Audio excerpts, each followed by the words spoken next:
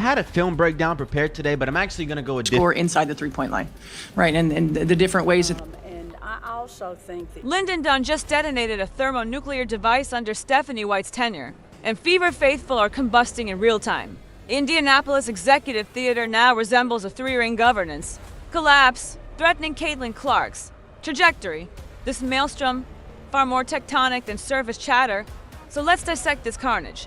When front office brass morph into social media snipers, your franchise isn't just listing its springing rivets below the waterline. Recall, the Fever's off-season blueprint stacked proven warriors like Dana Bonner, Natasha Howard, Sophie Cunningham, and Sydney Colson. Championship calculus, yes, catastrophic miscalculation. This roster's rhythm proved mercurial as dessert weather a disjointed relic of dial-up era. Connectivity. Howard's rim protection evaporated like mirage vapor. Cunningham's perimeter. Spark. Intermittent as static interference. Bonner's veteran poise drowned in seas of forced possessions. Yet Dunn's public immolation of White reeks of deflection a scapegoating spectacle. While his constructed roster cannibalizes itself, why Clark's horizon darkens front office Vesuvius eruptions invariably poison player coach. Symbiosis, will. White now bench Clark to pacify Dunn's whims? Shackle her creativity to conform to crumbling directives? Star talents within ecosystems where executives weaponize keyboards instead of fixing fractures? Indiana's implosion exposes a brutal truth. Franchises crumble when architects blame builders for faulty blueprints. Dunn's outburst isn't leadership, it's surrender wrapped in digital shrapnel.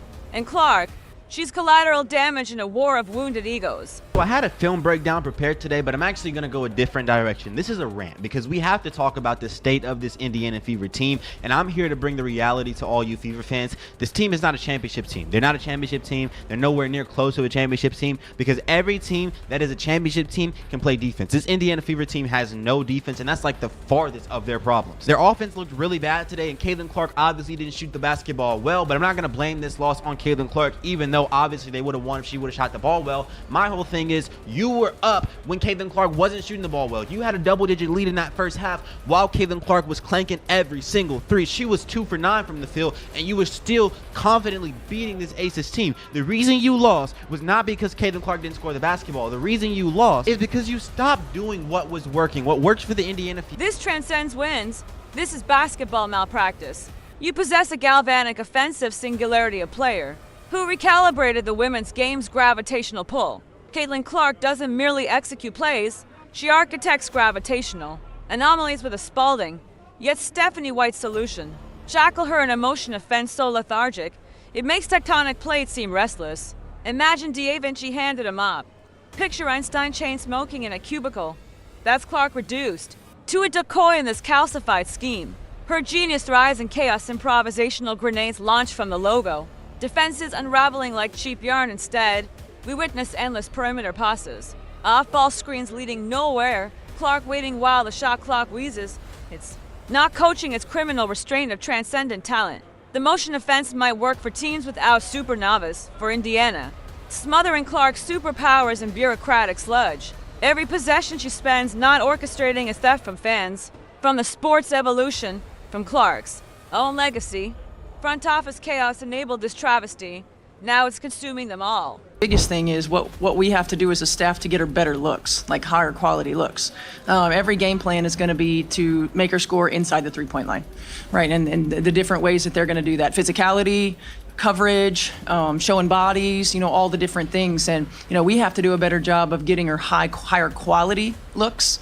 I'm not worried about Caitlin's shot. Let's autopsy this system. Picture 5 statues playing hot potato with a leather sphere. The motion offense isn't strategy, it's organized surrender. A labyrinth of aimless passes and hope for the best cuts better suited for rec leagues and professionals. When deployed around Caitlin Clark, it's basketball heresy. You've acquired a quantum talent of floor general, who bends defenses like light through prismatic glass, and you relegate her to standing. Clark's genius demands improvisation. Audacious 30-foot detonations, defenses scrambling like dropped cutlery. Instead, White's scheme reduces her to a spectator in her own revolution. Running motion with Clark is criminal under deployment, strapping a Formula One engine to a golf cart, confining her to ecclesiastical speeds while the league's Lamborghinis roar past. Every second she spends orbiting the action is iatrogenic harm, a self-inflicted wound. by a staff terrified of volatility. This offense doesn't leverage Clark, it muzzles her, while rivals unleash their stars and kinetic avalanches. Indiana's attack flows like molasses in January. The result, a septic misfire wasting generational electricity on a blackboard gone stale. I'm a real big fan of what she's already been able to accomplish in the spotlight, a tremendous spotlight. And I also think that she's going to adjust to the pros better than people think she is. You know, everybody wondered if Aliyah Boston would, and look what she did. Aliyah had good strength when she came in. She came from an outstanding program. She was smart. She had great work ethic, and Clark has all of that too. You know, when you watch Clark, you think, how does she hit those threes from the logo? You know, how does she make those great passes? She's physically strong. She's got great strength in her legs, in her core, and in her hands. And so I'm expecting her to have an impact on the WNBA. Recall the symphony.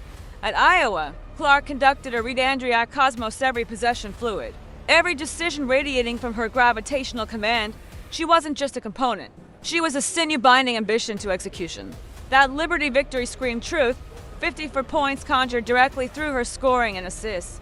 Unleashed, she doesn't supplement an offense, she becomes the offense. Yet Indiana persists with cookie-cutter confinement, a system where Clark's creativity is treated as contraband. Enter Linn Dunn's digital Molotov Dunn senior advisor title, corporate gauze over a demotion. Her social media salvo, can't execute what you don't drill, sounded innocuous, until you dissect the subtext, timing, dropped post loss, amid offensive paralysis. Implication, White's practices lack purpose, leaving players adrift. Target, Clark's visible frustration. Stranded in a scheme antithetical to her DNA, this wasn't coaching critique, it was a grenade rolled under White's door. Dunn exposed the core rot, a staff drilling irrelevance, while Clark's supernova dims in a cage of perpetual motion. The fatal disconnect motion offense requires synchronicity. But when players stand bewildered cutting into traffic jams, passing, without intent, it reveals a staff failing to install its own vision. Clark isn't struggling. She's suffocating in a system that demands robotic precision from an artist who paints with chaos. Dunn's outburst, a damning admission, the Fever, aren't underperforming their misdesign at the molecular level, and Clark's legacy is paying the tariff. Witnessing this coaching carousel feels like observing toddlers. Forced geometry blocks into wrong holes, eventually plastic shatters. But the real thermonuclear reaction, Fever Nation's fury, these aren't fair weather critics. They're diehards who've endured decades of middling hoops. Now, they're dissecting front office failures with forensic precision. One supporter eviscerated the $180,000 Katie Lou Samuelson contracted fiscal head-scratcher, rivaling blockade investments. Another bluntly declared, the fans are turning against Stephanie White. When your most rabid devotees are lifers, who bleed blue and gold revolt before All-Star break, that's a NASCAR-sized red flag drenched in gasoline. The predictable implosion visionary saw this months back, shackling a tectonic playmaker. To motion offense dogma isn't strategy, it's basketball seppuku. You don't hand Da Vinci a paint by numbers. Kit, yet Indiana persists, grinding Clark's sorcery into cogs for a broken timepiece. White's $25,000 officiating fine, a sideshow. The true crime is incinerating a generational talents primed to feed managerial vanity. Want the smoking gun? Encore reality. Players frozen in geographic paralysis credit. Feverish fan forums. Statistical truth. Indiana's offensive rating with Clark orchestrating freedom. 107.5. That 25-point offensive chasm isn't a gap, it's a canyon screaming truth. 107.5 with Clark conducting versus 82 to without her. That's the difference between a symphony and static. This franchise doesn't merely run through Clark. It breathes through her. Limiting her impact isn't coaching, it's self-immolation with a league-approved lighter. The motion offense's fatal flaw, it trades Clark's clairvoyance for committee thinking. Why force Picasso to paint by committee? Her passes aren't throws. They're telepathic manifesto slicing through defenses like lasers through fog. Shackling that to robotic off-ball screens is like grounding a F-2 to fly crop duster patterns. Steph Curry analogy, to kind. Curry confined to the charity stripe with still warped defenses. Clark's exile is worse. It's handing Shakespeare a grocery list and demanding sonnets. This isn't a rookie needing tutelage, she's the architect. Who redefined women's basketball viewership? Broke records, sold arenas, made Iowa must-see theater. Dunn's silent scream hears the plutonium-grade irony. Linn Dunn wore the ring. She helped forge Indiana's 2012 championship crucible. When she posts about executing what you drill, it's no critique, it's a veteran's code of distress flair. Translation: this staff is drilling irrelevance while a phenom atrophies. Her silence now, more deafening than any tweet. White's obsession with system over sorcery isn't philosophy, it's hubris crystallized. The numbers thunder. The fans rage. History judges, and Clark, she's not just playing offense. She's auditing a franchise's soul. Dunn's championship home. Instinct screaming into the void. That's the league's 5-alarm siren. What metastasizes frustration into fury is witnessing rival franchises master talent alchemy. Las Vegas weaponizes AJ Wilson not as a cog, but as a sun around which constellations orbit. New York unleashes Sabrina Ionescu's gravitational pull from the logo, bending defenses until they fracture. These architects grasp a fundamental truth. Elite talent isn't minimized, it's magnified. System serves superstars, not the reverse. Yet Indiana clings to self-sabotage. Clark declared championship intentions pre-tip-off. But how? By neutering transition offense for plotting half-court sets, replacing her visionary passing with scripted elbow handoffs, treating a revolutionary like an intern needing reprogramming. It's attempting the Indy 500 governed by bicycle gears. The WNBA's Darwinian ecosystem won't tolerate this timidity. Consider New York super team, Stuart Jones Ionescu operating at symphonic frequencies. Vegas dynasty engine, Parker Young feeding Wilson's destructive elegance. Connecticut surgical sets, Alyssa Thomas dissecting defenses with scalpel. Precision against these titans. Indiana's motion offense isn't just outdated, it's surrender.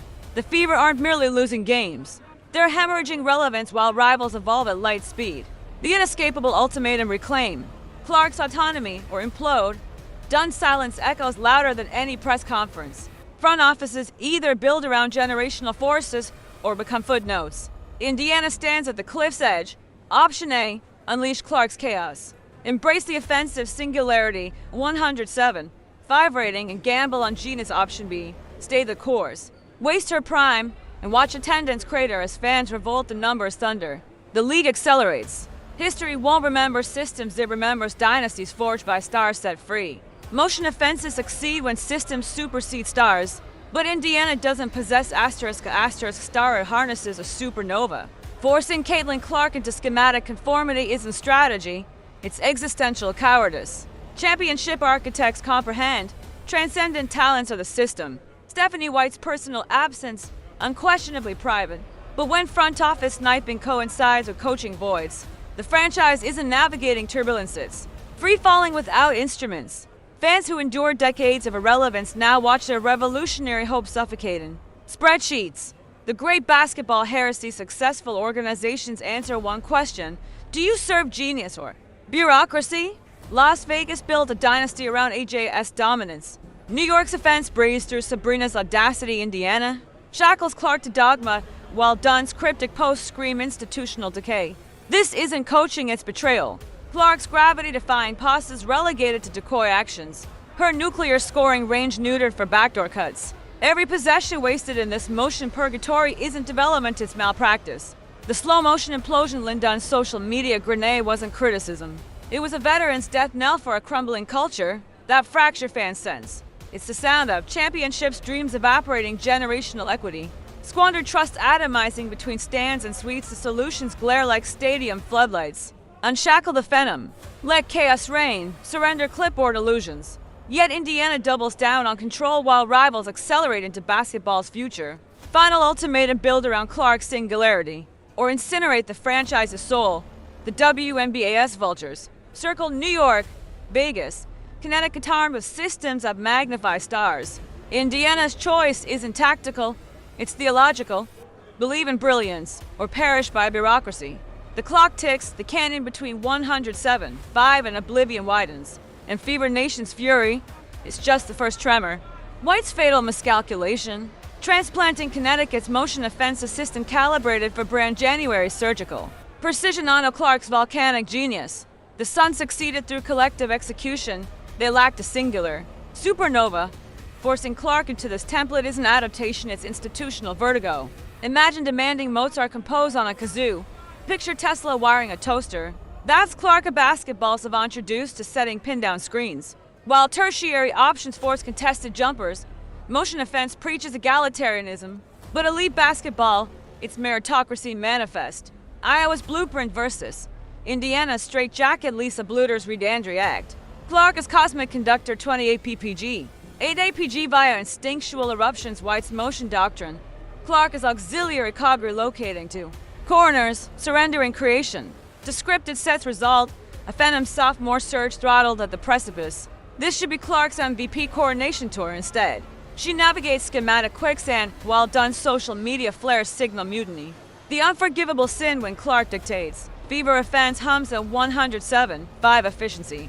Top-tier WNBA production defenses fracture like glass under diamond tip pressure. Role players feast on defensive scramble, yet Indiana persists with pass until. Open orthodoxy suppressing transition grenades, treating generational vision. As contingency front office fallout, Dunn's code of critique isn't dissented survival instinct. It champions recognition that systems are stars. Not vice versa. Clark's regression isn't development, it's decommissioning franchise relevance. Evaporates with every wasted possession. Connecticut's ghost haunts Banger's life fieldhouse. White coaches phantom principles while Clark's prime decays in real time. The solution screams from every empty seat. Let her cook. The statistical guillotine and institutional self-sabotage at 107. 5 gives 82 to free fall when Clark's shackled. It's not a dip, it's tactical euthanasia. Motion offenses fatal, fragility crystallizes in Bonner's absence. Systems built on interchangeable cogs collapse when one gear misfires. But transcendent talents, they are the machine, the liberty. Revelation, remember, fourth quarter liberation. Clark detonated for 32 points when unchained. Not through set plays, through genius unleashed. That single quarter exposed Indiana's heresy, suppressing superstars for system as basketball. Treason. Bonner's understandable absence shouldn't paralyze an offense. Yet here we are, role players floundering in a scheme demanding robotic precision. Clark's brilliance thrives in chaos, injuries, rotations. Adversity become irrelevant when you wield a court savant who creates oxygen from vacuum. Front office Chernobyl done so we wasn't commentary, it was a radioactive tracer illuminating. Philosophical fishing between suites and sidelines, $180,000 for Samuelson. While Clark's supernova dims, coaches drilling irrelevance as ratings. Crater when execs tweet, fans riot, and legends scoff. That's not noise, it's organizational criticality. The 5-game proof Clark's injury stint was Indiana's Kobayashi Maru, 82 to offensive rating. Lead basement, motion offense exposed as Jenga tower in a quake. No Clark equals no gravity. Equals no hope. Meanwhile, systems engineered around superstars. Vegas Wilson, New York's Ionescu thrive through injuries because elite talent is a system. The schematic asphyxiation and Fever's existential reckoning. That 82 to offensive abyss without Clark isn't merely absence, it's systemic necrosis. Motion offenses demand symphonic synchronicity. Yet Indiana's construct lacks the conductor's baton when its maestro sits. True championship architectures embed contingency. Phoenix runs through Tor Ossie and Griner's high-low duality. Seattle pivots between Lloyd's isolation fury and Magbeggar's rim gravity. Indiana, a Jenga tower awaiting Clark's fingers to prevent implosion. The unavoidable ultimatum. White faces basketball's Kobayashi Maru pride. Cling to Connecticut's ghost, sacrificing Clark's prime at dogma's altar. Adaptation, unleash Reed-Andrew chaos. Transforming Clark from cog to cosmos. Front office inertia now courts existential peril. Rival Gym is already salivate. Imagine Clark conducting New York supernova ensemble, or Phoenix's dessert tempo. Dysfunction metastasizes. Wasted years become franchise decay. Schematic rigidity morphs into irrelevance. Respects crucible. This transcends playbooks. It's meritocratic annihilation versus genius sanctification. Clark's wizard Japassa's threading needle eyes only she perceives. Logo detonations bending space-time demands reverence, forcing her into motion mundanity. Isn't coaching, it's iconoclasm. Linn Dunn